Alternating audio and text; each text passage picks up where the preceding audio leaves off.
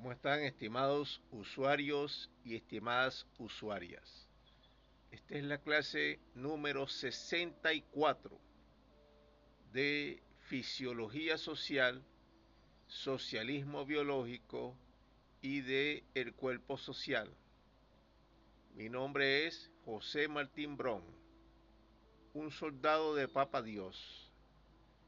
Estoy haciendo estas grabaciones desde Venezuela, para aquellas personas que sean de otros países. Caracas, Venezuela. La última vez estaba hablando con respecto al aborto y otros derechos del ciudadano. A partir de aquí vamos entonces a entrar en lo que le llaman los intríngulis. Intríngulis de la Constitución. Van a ser clases muy fastidiosas, pero aunque sean así, voy a tratar de dar ciertos comentarios para ampliar los temas que yo trato en el libro del cuerpo social. Vienen más o menos los siguientes temas. Lo que es la vida de relación, el parentesco, los derechos de la mujer, otros derechos ciudadanos, derecho a la comunicación, este, derecho al cambio de sexo, derecho a la identidad, lo que es el síndrome de perturbación mental, ahí lo más o menos lo desarrollo, derecho a la vivienda y ese tipo de temas. Vamos entonces a comenzar. Vamos a la computadora.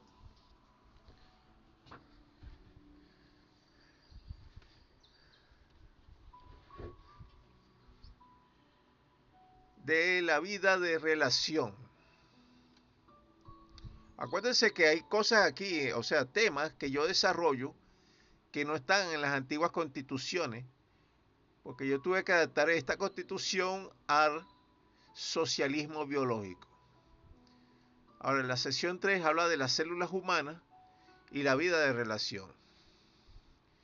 Título 1, de los derechos de la personalidad en relación con hechos sociales. Capítulo 1, de la personalidad, la vida y el parentesco. Ahora, habla de los hechos sociales. Anatomía descriptiva de la vida de relación de las células a nivel biológico. Muchas de las características de los seres vivos aparecen de súbito como células vivas, a medida que aumenta el grado de organización, aunque científicamente todavía no se conocen bien los límites de lo vivo y de lo no vivo, afirmándose que la más mínima expresión de vida se manifiesta en los virus, los cuales son organismos constituidos por una cápsula proteica y ARN como material genético, o sea, ácido ribonucleico. La célula es la unidad fundamental de todo ser vivo, en la cual se realizan todas las reacciones metabólicas, entendiéndose que una célula se origina de otra célula y que dentro de ella se encuentra el material genético o hereditario que se transmite de una generación a otra. Y a pesar de que todas las células tienen características comunes, no todas son iguales. Sin embargo, todas tienen una membrana externa llamada membrana celular o membrana plasmática, que separa la célula de su ambiente externo, y también posee el material genético o la información hereditaria que permite a ésta reproducirse y transmitir sus características a la progenie. Los organismos multicelulares están compuestos por millones y a menudo billones de células, pero en condiciones normales, estos millones o billones de células trabajan juntas como si formaran parte de una gran sociedad en la cual cada uno de los individuos actúa para beneficio de los demás. La organización y el funcionamiento de un ser vivo son infinitamente más complejos que cualquier empresa creada por el hombre, aun aceptando que los seres vivos son de complejidad variable. Su complejidad depende de su grado de evolución. Desde la organización más sencilla de una sola célula, como por ejemplo la de un protozoario, hasta los organismos pluricelulares como los de cualquier mamífero, todas requieren de una buena organización, con órganos entrerelacionados, especializados y trabajando en conjunto. Esto queda demostrado al estudiar y comparar las estructuras que lo constituyen y su funcionamiento. Pero, en todo caso, la organización de la mayoría de los seres vivos presentan un mismo plan básico, a pesar de las diferencias notables que existen entre ellos. Vamos a ir a este libro para ver algún ejemplo de lo que es una célula, ¿verdad? Vamos a ver si lo conseguimos por aquí. Esta es la escala de Aristóteles. ¿Verdad?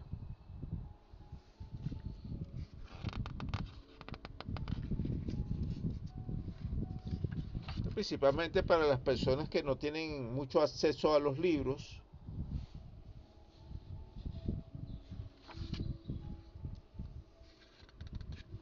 Y se les hace difícil la lectura, porque las letras de repente son muy pequeñas, no están acostumbrados a la lectura.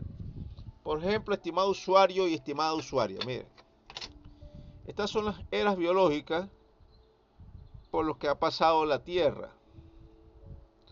Esto son la cantidad de tiempo en millones de años. 4.600 millones de años. Se le llamaba una era llamada precámbrico. Fue cuando nació la vida, ¿verdad? Más o menos. En la era paleozoica se tienen varias subdivisiones, ¿ya? Entonces la vida fue evolucionando hasta llegar a nuestros días. Pero después está la era mesozoica y la era cenozoica, donde estamos nosotros. Estamos ahorita en la era cuaternaria.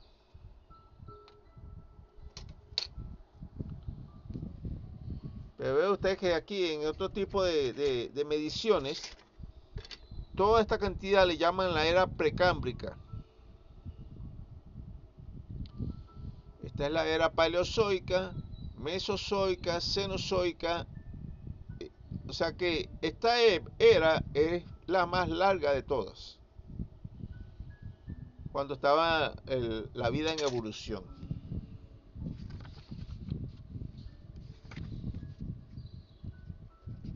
Este es más o menos lo que es un virus, cómo funciona.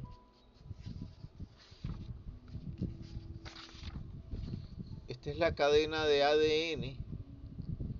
Así es que se transmite la información genética. Esto es lo que le llaman las células, las diferentes células se le llaman procarióticas o eucarióticas. Las procarióticas es porque no tienen un núcleo definido, como este. Y las eucarióticas tienen un núcleo definido. Esa es toda la diferencia. Pero básicamente se comportan casi todas iguales.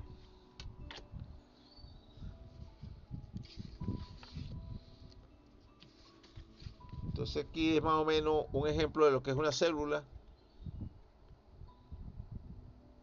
Tiene una membrana, tiene un núcleo, tiene una envoltura nuclear, tiene una cosa que llama cromatina, adentro tiene un nucleolo, este es el núcleo, y adentro un nucleolo. Y tiene varios órganos o organitos, le llaman también. Otras personas le llaman organelos. Todo esto sirve para que el núcleo se mantenga vivo. Porque realmente, según los científicos, esta parte de aquí afuera, que le llaman el citoplasma, no define la vida de la célula, sino que es el núcleo lo que define cuando una célula está viva. Vamos a continuar entonces con la disertación.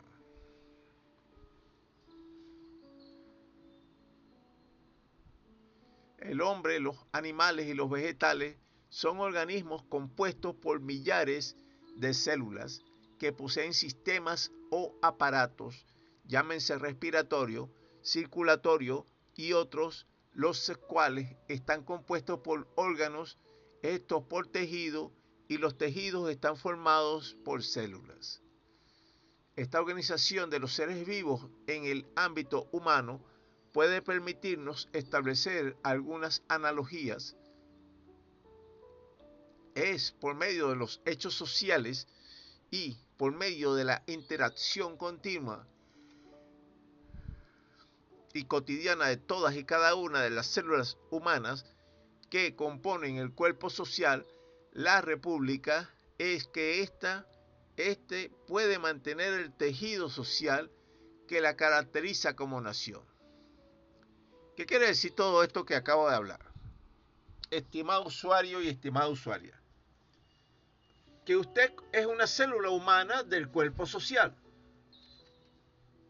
Llámese como se llame o crea usted lo que crea usted que es. Si vamos a conformar el cuerpo social, la interacción entre las células humanas es lo que hace la sociedad humana. Esa interacción puede ser a larga distancia por medio de estos videos, por celular, por llamadas, por cartas o lo que sea. O puede ser lo que se llama person to person, cara a cara, face to face. Pero esa interacción significa o debería significar un intercambio. Usted me dirá, bueno, porque yo no estoy intercambiando nada contigo. Sí estamos intercambiando, aunque no parezca que estuviéramos haciendo. Yo estoy hablando todo este poco de tonterías, toda esta, vamos a llamar esta teoría, y usted está intercambiando su atención, su tiempo, aunque no me haga caso, aunque no esté de acuerdo con nada de lo que yo esté diciendo. Esa atención es valiosa también. ¿Por qué? Porque imagínense que yo haga todos estos videos y nadie los vea. No hay una interacción.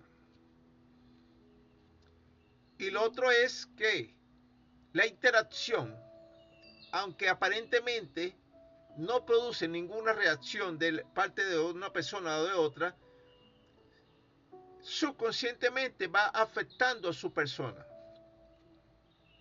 Va a llegar un momento en que usted va a hacer un clic, lo que le llaman el clic mental. ¿Qué es ese clic? Es cuando dentro de la mente, yo se lo digo porque en mi faceta de invención, porque yo invento cosas, se produce un chispazo, es como un chispazo eléctrico, donde se produce el ahora sí entiendo, ese nacimiento de la idea dentro de su mente, o ese nacimiento del entendimiento de lo que se quiere decir. Vamos a suponer, ese no es algo que pueda explicarse de forma lógica. No es una cosa subsecuente, no es que es un paso detrás de otro, no. Es un salto dentro del pensamiento. Por eso yo le llamo clic. Como cuando usted prende una luz, clic. Entonces llega un momento que se hace el clic mental. Cuando llega ese momento, estimado usuario y estimada usuaria, usted comienza a comprender la información, comienza a comprender la interacción. Eso es lo que nos hace humanos, principalmente. Por eso es que podemos aprender cosas, podemos cambiar cosas de nuestra forma de ser. a los animales también se les produce ese clic cuando comienzan a aprender lo que llaman trucos. Pueden aprender muchos trucos, pero llega un momento en que ya dejan de hacerlo porque hay muchas cosas del humano que ellos no comprenden. Nosotros tenemos la ventaja del lenguaje. El lenguaje nos permite ser más libres que un animal cualquiera, porque somos animales. Seguimos siendo los mismos animales. Yo mismo, ustedes no han visto que yo me rasco, me río, toso, hasta carraspeo, eructo, lo que sea que haga cualquier otra persona. Muchos miran que soy un ordinario, cochino, lo que usted quiera.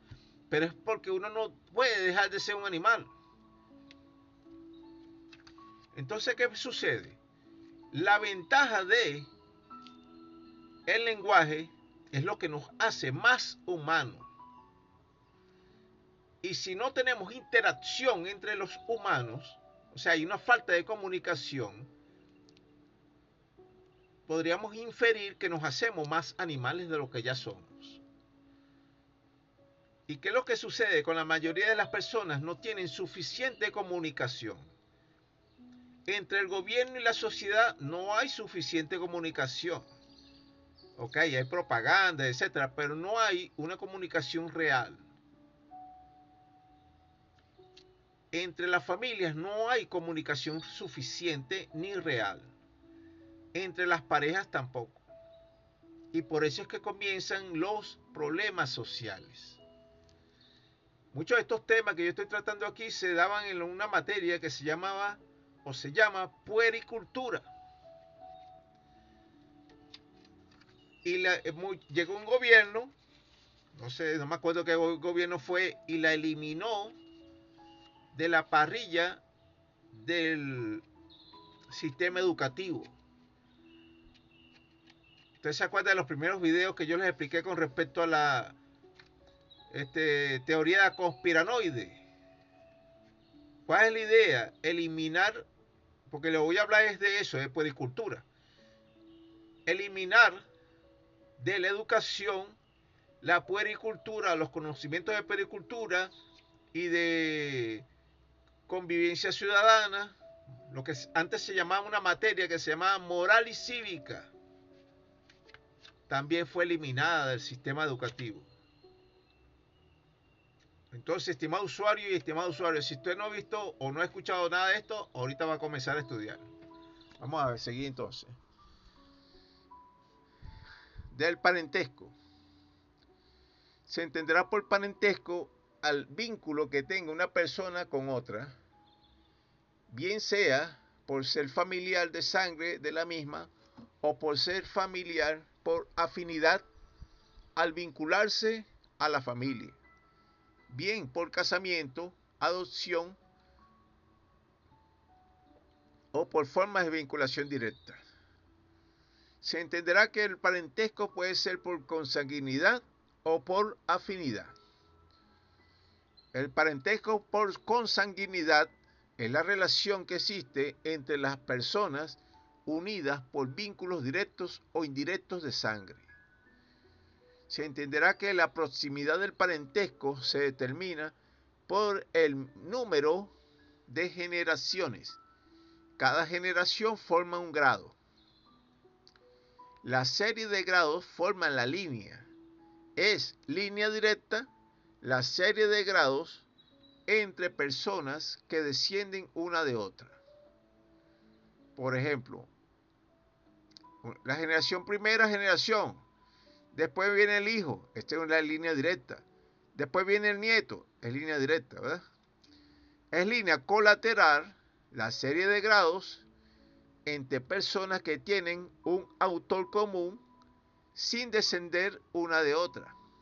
Por ejemplo, la primera generación es el primer grado, ¿eh?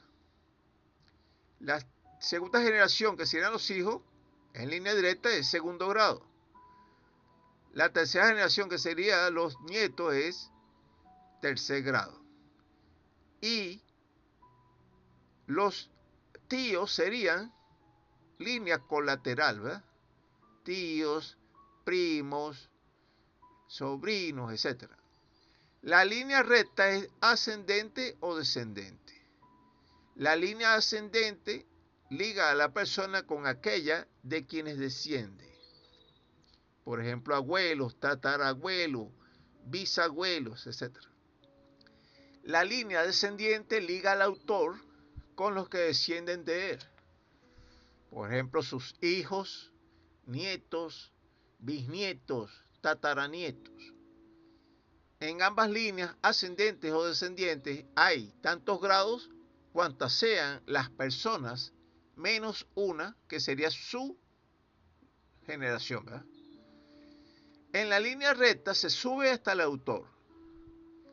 En la línea colateral se sube hasta una de las personas de que se trate, hasta el autor común, y después se baja hasta la otra persona con quien se va a hacer la computación. Esto parece un poco complicado, pero en la línea colateral es como decirle su tío, el hijo de su tío, el hijo del hijo de su tío, etc. Se entenderá que el parentesco por afinidad es el vínculo entre un cónyuge o pareja y los parientes consanguíneos del otro. Por ejemplo, el cuñado, la concuñada, el suegro, la suegra, etc. En la misma línea y en el mismo grado en que una persona es pariente consanguíneo de uno de los cónyuges, es afín del otro. Por ejemplo, el cuñado y el concuñado, el primo y el comprimo, si se llamara así. Se entenderá que la afinidad no se acaba completamente con la disolución del matrimonio, aunque no existan hijos, excepto para ciertos efectos y en los casos especialmente determinados por la ley. ¿Por qué no se acaba? Por ejemplo, si usted tuvo un hijo con su pareja y se divorciaron, esa persona sigue siendo su hijo. Y usted, el padre o la madre, ¿verdad? No se pierde la afinidad, etc. Ahora, del derecho de la personalidad. Se entenderá que todo ciudadano o toda ciudadana de la República, como célula humana del cuerpo social de la misma, tiene derecho a la personalidad. Se entenderá que los derechos de la personalidad son los derechos subjetivos, personalísimos, imprescriptibles, privados, absolutos y extramatrimoniales que posee todo ser humano, por el solo hecho de serlo, y que protegen la esencia de la personalidad que le pertenecen y sus más importantes elementos, peculiaridades o atributos, tales como la vida, el cuerpo, el honor, el nombre, la imagen, la intimidad, la vida privada, etc. Se entenderá que todas las personas son esencialmente iguales ante la ley, a pesar de las peculiaridades de la personalidad de cada una, solo por ser seres humanos. Se entenderá que tienen como consecuencia la existencia de derechos comunes a todas las personas derivadas de su condición natural de tales, sin más exigencias que las derivadas por la ley y por esta misma Constitución. Ahora, del derecho a la defensa de la vida y de la personalidad. Se entenderá que la vida es un bien biológico, estrechamente unido al cuerpo físico individual.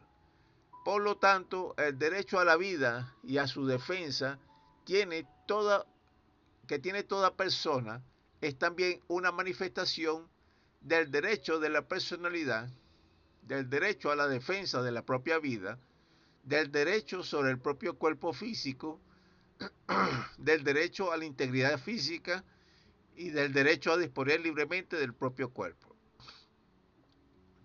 Se entenderá que el derecho a la defensa de la propia vida es el más esencial de todos los derechos de la personalidad, ya que sin la vida física, según lo que puede ser comprobado científicamente, hasta el momento no cabe la posibilidad de un ser visible, viable ni objetivo, ni cabe el uso, goce y disfrute de los demás bienes, derechos y obligaciones. Quiero que entienda, estimado usuario y estimada usuaria, de lo que estoy hablando. Usted tiene derecho a defender su vida y a defender su personalidad, lo cual no le estoy incitando a que sea soberbio o a que tenga defectos de personalidad, ¿verdad? Ok, usted puede querer tenerlos o tenerlos, o poder querer cambiarlo, o lo que usted quiera hacer. Pero como condición básica, usted tiene derecho a estar vivo, para decirlo de otra manera. Pero no es un derecho ilimitado. No, yo estoy vivo y hago lo que me da la gana. Sí, lo puedes hacer, pero si estuviera solo, si no estuvieras en sociedad. Y lo otro es que la vida es la consecuencia de una cadena. Usted está vivo o viva porque es la cadena de un acontecimiento de hace 4.500 millones de años. Estimado usuario y estimada usuaria, usted es la consecuencia de una cadena de la vida que tiene más de casi 5.000 millones de años de continuidad. No es que usted apareció por arte de magia.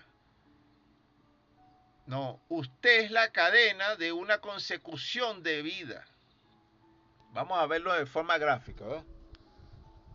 Veamos este gráfico. Aquí nace la vida, mire. Hace 4.600 millones de años. Dice que es el tiempo aproximado del origen de la vida. Ahora, ¿qué sucede aquí? Nació como una célula, ¿verdad? Entonces esa célula, vamos a suponer que sea esta célula.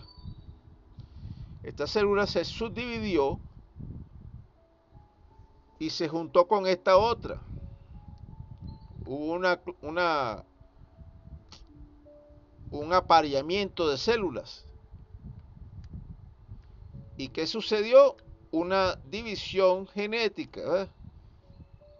Intercambiaron genes y vamos a suponer que nació esta otra célula aquí. Pácata, el hijo. Padre, madre y sale este hijo aquí. Perfecto. Ahora viene esta otra célula, vamos a suponer que se murieron, son la primera generación. Usted es este hilo que está aquí, esta célula hija. Se juntó con esta otra célula, macho, hembra, y salió este otro hijo que está aquí. Ok, primera generación, segunda generación, tercera generación. Supongamos que este otro hijo se juntó con este otro macho, hembra, y sale otro hijo aquí. Y así una cadena detrás de la otra durante 4.600 millones de años, estimado usuario y estimada usuaria. Quiero que comprenda eso y se le haga el clic mental de que usted, su cuerpo, toda su cadena genética es el resultado de una multiplicación detrás de otra, de esas células primigenias que nacieron en el mar primigenio de la Tierra hace más de 4.600 millones de años. ¿Usted puede comprender eso? A lo largo de esa evolución genética de la vida, se le han acumulado otras células, se hizo un cuerpo multicelular del mar, que éramos seres acuáticos, comenzaban a salirles agallas, etcétera. Después se hicieron anfibios, comenzaron a salir del mar, le nacieron o sea, se le salieron patas o piernas, como quiera llamarlo. Después nos subimos a los árboles, le crecieron pelos, de las escamas salieron pelos. O sea, se nos quitaron las escamas, pues, porque éramos como peces. Después salieron pelos en el cuerpo, encima del cuerpo, para soportar el frío, la nieve, el calor, lo que sea. Una de esas células o seres vivientes se transformaron en aves, otros en reptiles, otros en mamíferos, otros en ovíparos. Nosotros salimos como mamíferos. Después de los árboles bajamos otra vez al suelo, caminamos en dos piernas, comenzamos a adquirir la posibilidad de usar herramientas, de utilizar el lenguaje, y estamos ahora hablando tonterías ahorita. Y sin embargo no hemos evolucionado lo suficiente, seguimos siendo animales casi irracionales. En la gnosis se le llaman humanoides a la mayoría de los humanos. Todavía no somos humanos completamente. Si llegamos a ver clases con respecto a la gnosis, a la metafísica, podremos hablar un poco mejor de eso. Pero no quiero meter unos temas extraños a esta cuestión del cuerpo social. Vamos a seguir entonces.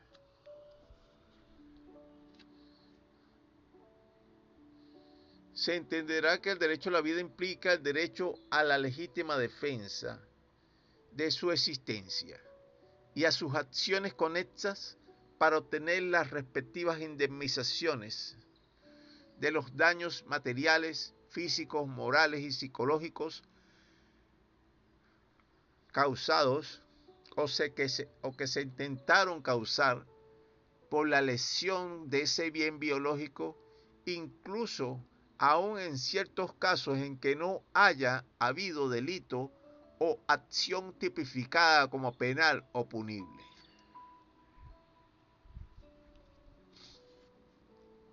Se entenderá que todo ciudadano y toda ciudadana tiene el legítimo derecho a defender su propia vida, su propia integridad física y su propia personalidad, por todos los medios disponibles y con todos los métodos y formas lícitas disponibles, siempre y cuando los usos, medios, métodos y formas para dicha defensa no estén o intenten estar por encima o en contra del bien común, de la paz social, de la estabilidad del entorno y de la comunidad, o del equilibrio y de la buena marcha de la República, o incluso que impidan o pretendan impedir las debidas acciones y procedimientos legales, judiciales, policiales o militares de las autoridades de la República. Se entenderá que los límites o pérdidas del derecho a la vida o a su defensa será según lo estipulado por la presente Constitución. Ahora, del nacimiento y del derecho al registro.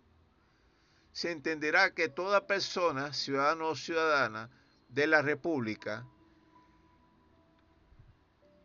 en fase biológica de niñez, que haya llegado a buen término de gestación, tiene derecho a un nacimiento poco traumático a través de un parto humanizado, bajo asistencia médica integral. Otra cosa que quería decirle, estimado usuario y estimada usuaria, desde el punto de vista biológico o de la naturaleza, usted es un sobreviviente. O sea que su cuerpo, su sistema físico, biológico, es un sobreviviente de miles de años de evolución y miles de formas de ataque a esas formas de vida. Quiero que lo comprenda bien. Sus antiguas generaciones, vamos a suponer que hace 4.600 millones de años, que comenzó la multiplicación celular para llegar a hacer su cuerpo, de ahorita, el que usted está utilizando ahorita, pasó por todas las vicisitudes que puede pasar un ser viviente. Cada generación, durante toda la vida de cada generación, pueden ser hambres, tormentas, persecución de depredadores, enfermedades, más adelante guerras, sequías, terremotos, maremotos, enfermedades pandémicas, accidentes, persecución, etcétera. Todo lo que puede terminar una vida fue sorteado por sus generaciones anteriores, ¿verdad? Y llegó a usted ese legado de vida, esa herencia biológica. ¿Pero qué quiere decir? Que todas esas circunstancias, todas esas experiencias, aunque usted no lo crea, están dentro de usted también. Todo ese sistema de sobrevivencia está dentro de usted. Por eso que el sentido de supervivencia es tan fuerte. No lo va a abandonar fácilmente. Y eso está no solamente a nivel celular, sino a nivel subconsciente.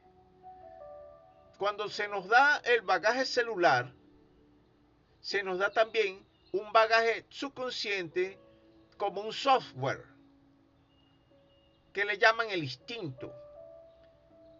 El instinto es como una programación por defecto que está dentro del cerebro. Está el instinto sexual, el instinto de supervivencia, el instinto de aprendizaje, incluso el instinto de migración. Todas esas cosas están dentro de cada persona. Es para que lo entienda y lo aprecie. Vamos a continuar.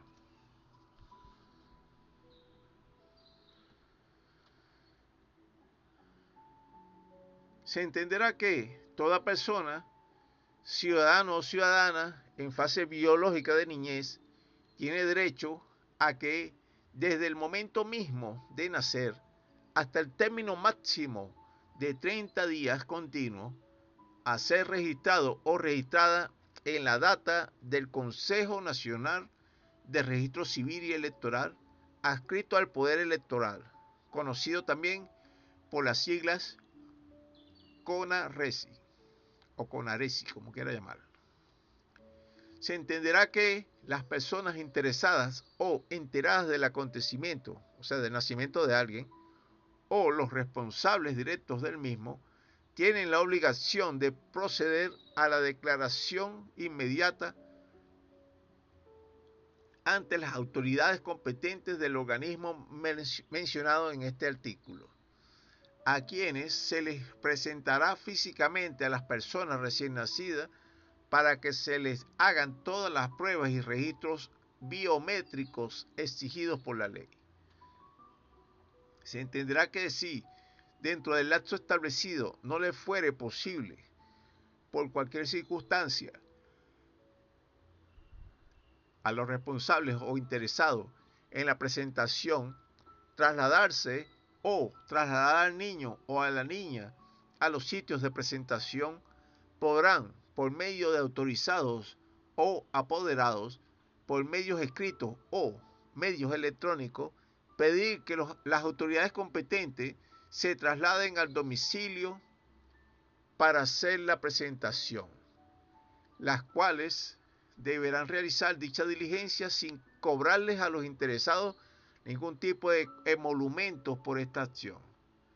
Se entenderá que para evitar cualquier tipo de complicaciones en todo sitio donde normalmente se produzcan nacimientos de personas, deberá existir una comisión representativa del Consejo Nacional de Registro Civil y Electoral, CONARECI, para efectuar todos los procedimientos y protocolos concernientes al registro respectivo. Vamos ahí entonces a una pausa musical.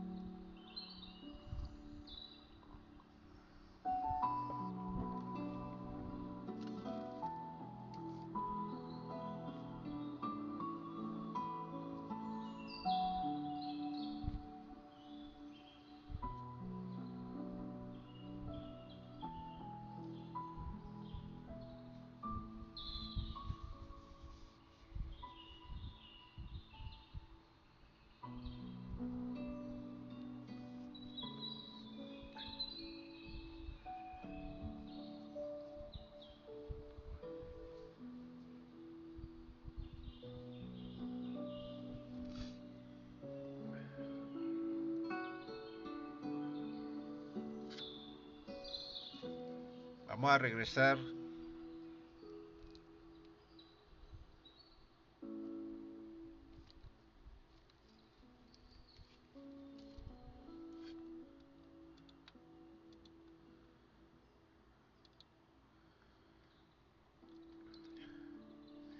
Ahora, del derecho a la integridad física. Se entenderá que toda persona tiene derecho a mantener y cuidar de su integridad física y en consecuencia se entenderá que el derecho a la integridad física implica incluso el derecho a negarse a someterse a inspecciones, manipulaciones o contactos corporales indebidos por parte de personas que no pertenezcan a los legítimos cuerpos de seguridad de la República, como son los judiciales, policiales o militares, así como los del sistema sanitario de la República.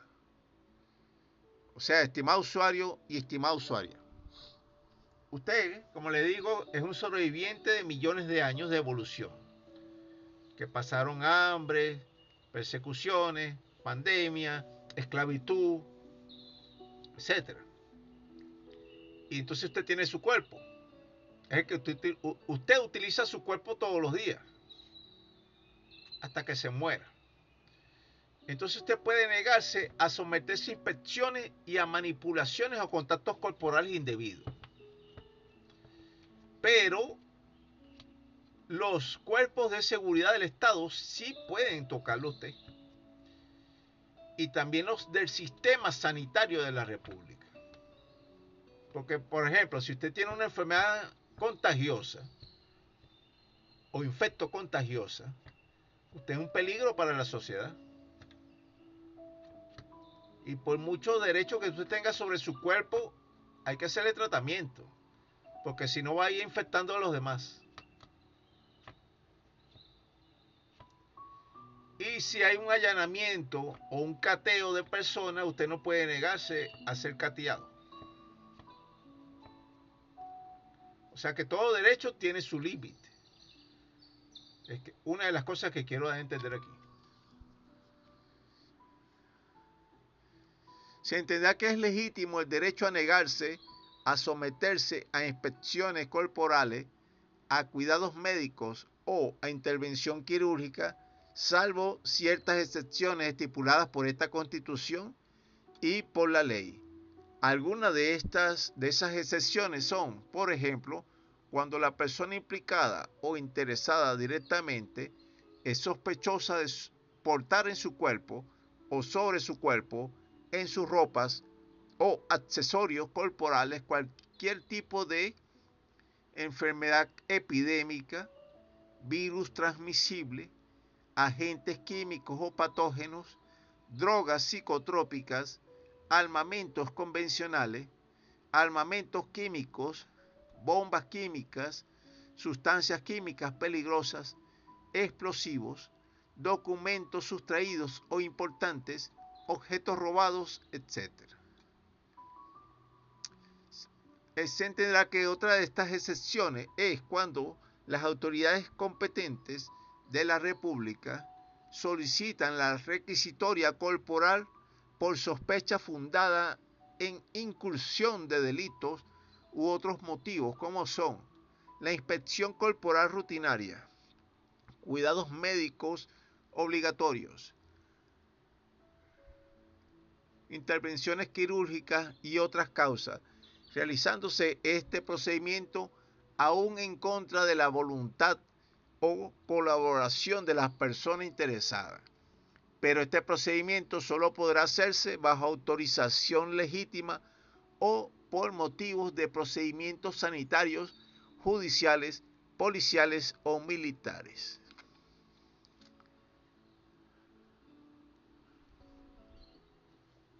Se entenderá que las autoridades competentes de la República, incluyendo las autoridades militares, policiales, judiciales y del sistema médico de salud, tienen el derecho y el deber de inspección y de cateo de las personas, de sus cuerpos físicos, de sus bienes y de sus pertenencias, si y solo si dichos actos están dentro de los límites de sus competencias y facultades legales y o profesionales, o cuando dichos procedimientos son parte normal de la rutina diaria de sus respectivos oficios.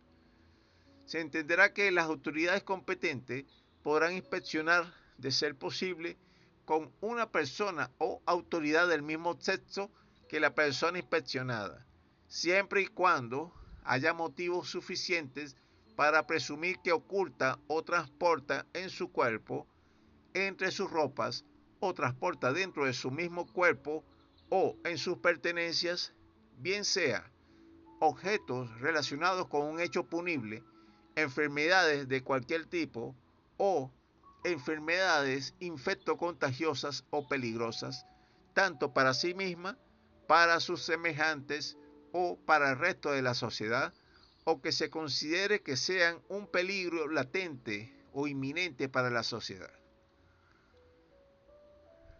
Antes de proceder a la inspección, las autoridades competentes deberán advertir a la persona a la que se le va a hacer el cateo acerca de la sospecha y del objeto u objetivo buscado, pidiéndosele su exhibición por voluntad propia o haciendo uso de la fuerza si fuere necesario.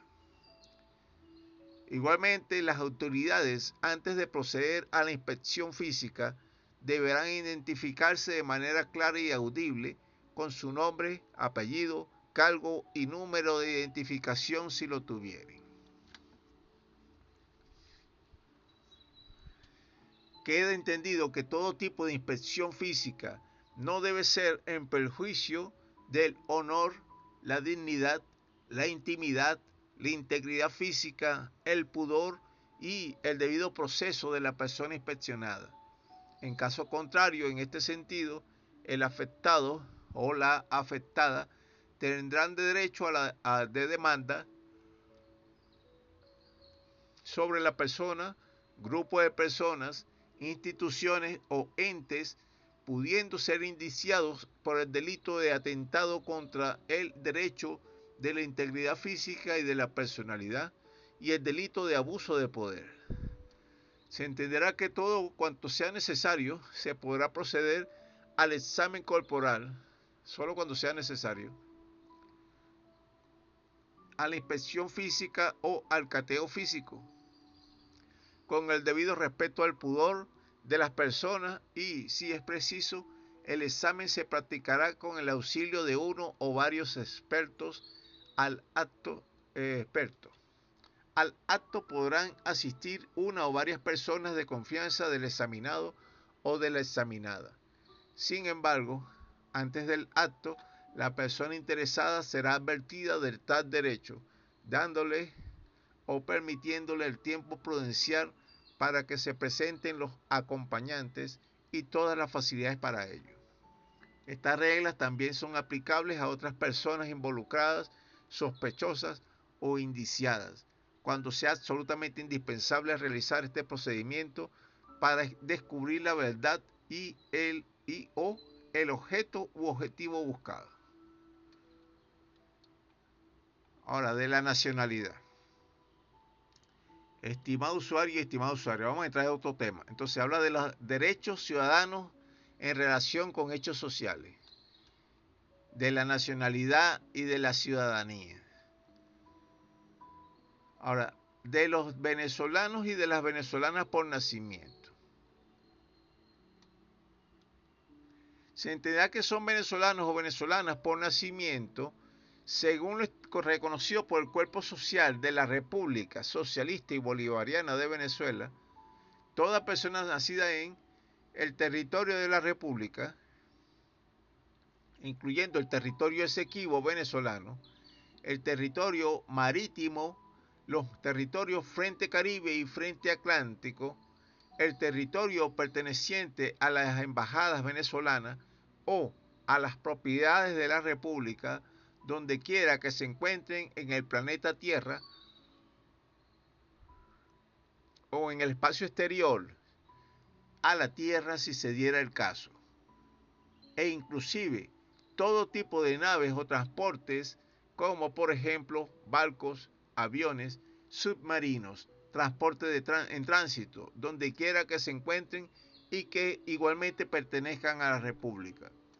Toda persona en fase ciudadana de gestación prenatal o nacida en territorio extranjero, hijo o hija del padre venezolano por nacimiento o madre venezolana por nacimiento o ambos inclusive.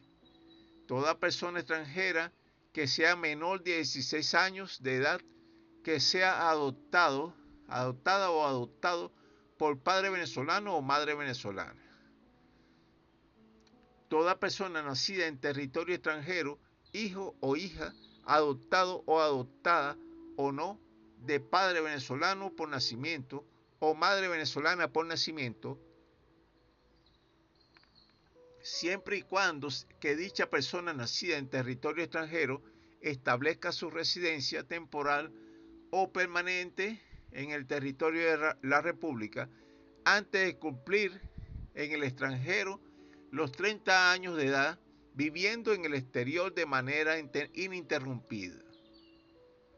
Toda persona que nacida en el extranjero, hija de padre venezolano o madre venezolana, antes de cumplir los 30 años de edad, sin visitar o regresar al territorio venezolano, declare su voluntad expresa y por escrito ante la autoridad competente o ante la embajada correspondiente de acogerse completamente a la nacionalidad venezolana.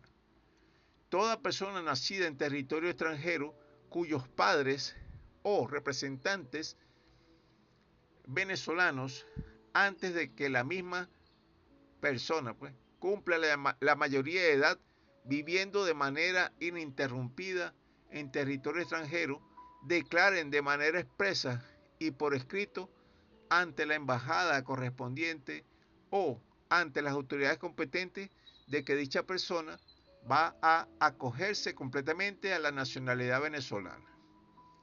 Toda persona nacida en territorio extranjero o adoptada antes de cumplir los 16 años de edad en territorio extranjero de padre venezolano por nacionalización o madre venezolana por naturalización,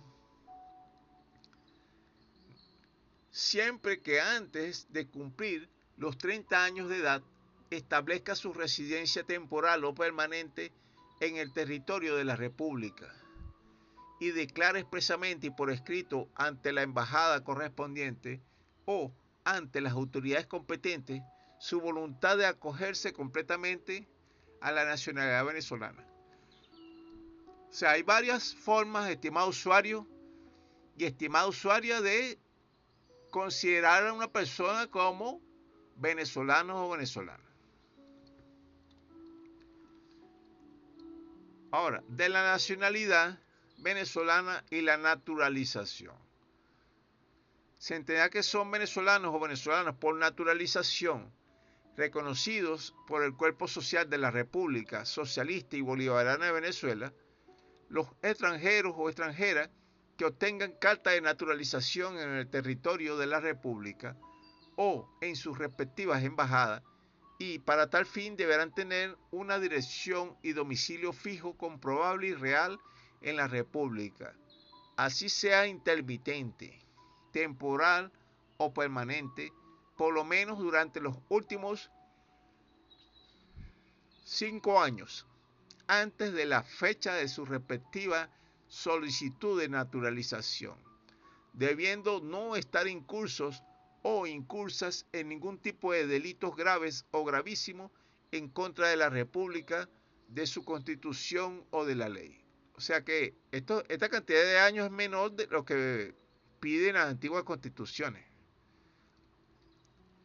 Los extranjeros o extranjeras que deseen ser venezolanos o venezolanas por naturalización, previamente deberán someterse a un curso obligatorio e intensivo de adaptación y orientación que se dictará y certificará en las embajadas respectivas o por las autoridades competentes, y deberán declarar también bajo juramento y por escrito que se adaptarán, respetarán y someterán a las autoridades leyes constitucionales y costumbres del cuerpo social de la República.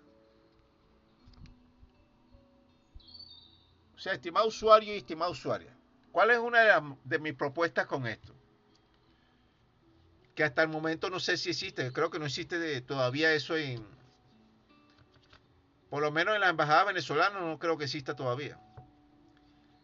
De que usted, estimado usuario y estimada usuaria, siendo extranjero, vamos a suponer que sea extranjero, de un país X,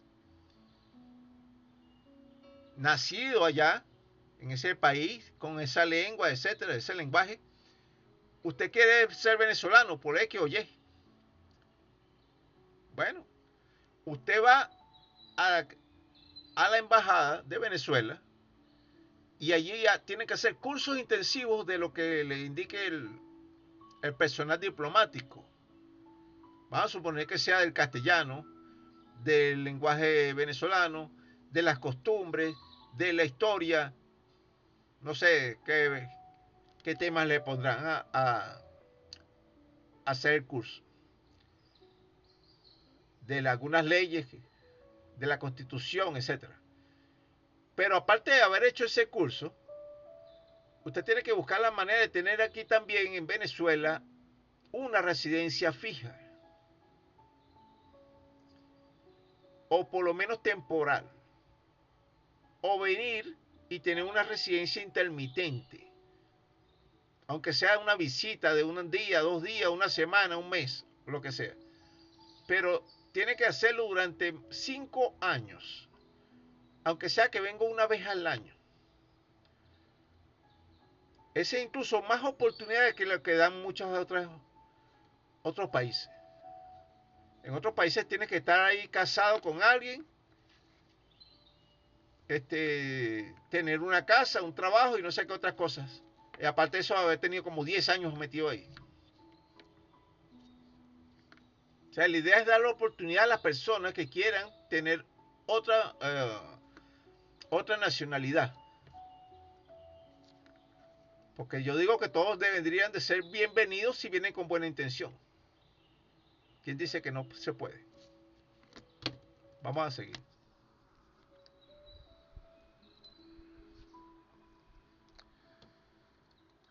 De los países con preferencia para la naturalización. Se entenderá que el tiempo exigido de residencia para el proceso de naturalización de extranjeros o extranjeras se reducirá a solo 3 años en el caso que tuvieran la nacionalidad originaria de países verdaderamente amigos de Venezuela o con regímenes políticos y económicos afines. Se entenderá que esta política se mantendrá mientras que dichos países o gobiernos no se vuelvan enemigos tácitos o declarados de la República. Se entenderá que los países latinoamericanos y del Caribe, los países comunistas y los verdaderos socialistas tendrán preferencias sobre los demás países. Sin embargo, todas las personas de estos países igualmente deberán pasar primero por el curso obligatorio de adaptación y orientación respectivo para poder oficializar la naturalización. Ok, estimado usuario y estimado usuario. Vamos a dejar entonces este tema hasta aquí. Y a la siguiente clase terminamos este tema, ¿verdad?, de la nacionalidad, para entonces entrar al tema de las personas no gratas, que es un tema más o menos interesante. Nos vemos entonces en la siguiente oportunidad.